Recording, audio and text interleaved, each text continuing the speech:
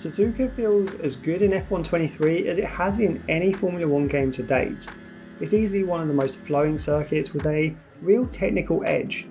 Car placement is everything around this track, as many corners lead directly into one another. This means that if you stray away from the racing line into one corner, you'll almost certainly lose time into the next turn.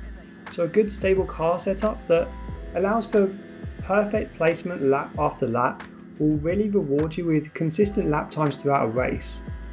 While the flowing corners are the area where your driving can gain or lose you the most amount of lap time, you do need to account for the long straights around Suzuka, particularly the extremely long back straight right before 130R.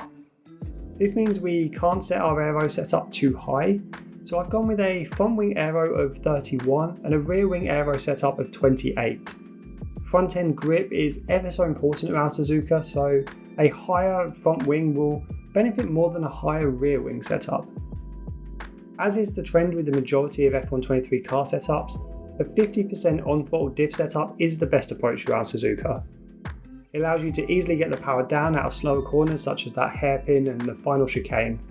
Then go with an off-throttle setup of 52% to help rotate the car, especially into that slow hairpin, which is often the place where you can understeer the most. With the track being pretty fast, I've set our suspension geometry along the lines of other high-speed car setups. Go with -2.6 on the front camber and -1 on the rear. Then set the front toe to 0.01 and the rear toe to 0.1. For the suspension setup around Suzuka, go with 28 on the front suspension and 10 on the rear. This approach is fairly common throughout many F123 car setups and for good reason. It ensures you reduce understeer by having a stiffer front of the car, and the softer rear allows the car to remain compliant without oversteering too much. For the anti-roll bars, go with 6 on the front and 3 on the rear, and then set the ride height to 34 and 37. Now I've gone for a brake pressure setup of 100% and a brake bias right in the sweet spot for F123 at 55%. And then I've increased the tyre pressures at the front of the car to 23.3 psi. Now despite the long corners putting a lot of load on your outside front tyre, you can get away with a higher tyre pressure at the front as the tyres do have a chance to cool down along the straights. For the rear pressures, I've gone with 20.5 psi, which is about normal for an F123 tyre setup. And that will complete our car setup for Suzuka. And this is easily one of the most enjoyable tracks to race in F123.